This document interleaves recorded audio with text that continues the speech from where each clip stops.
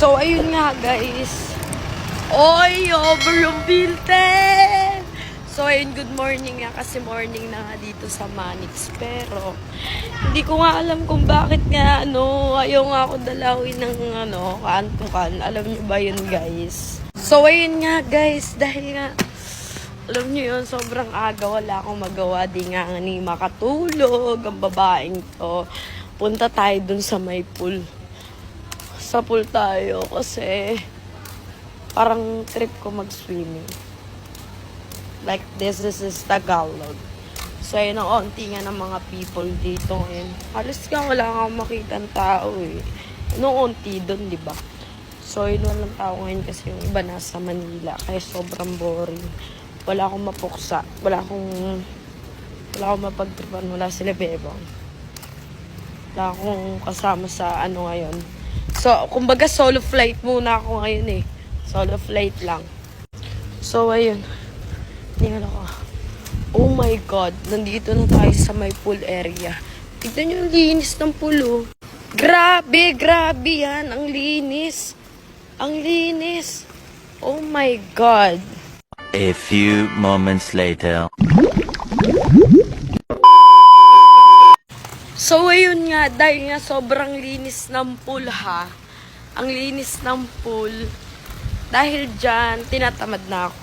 Hindi na pala ako mag-swimming. Ay! Oh my God. Alam nyo ba, guys? Yung brace ko, di pa ako nagpapa-adjust.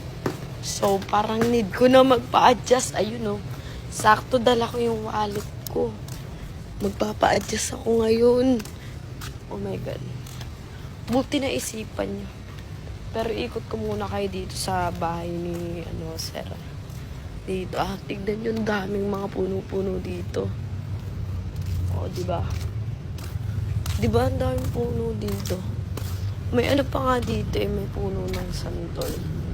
Tignan natin kung may bunga. Nakaraan may bunga to ang dami nalalaglag. Ayun. Ayun yung puno, guys. So, ayun. Ayun, ang ganda. O, diba? Wait lang. Hindi nga lang sa paglalakad.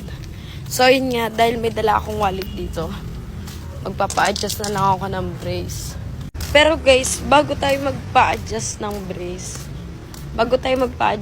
brace, punta muna tayo sa kama ko kasi titignan ko lang muna yung kama ko kung malinis ba siya, ha. Tignan muna natin yung kama, ha. Tignan natin kung malinis ba. O yun nga guys, nandito na ako sa kama ko.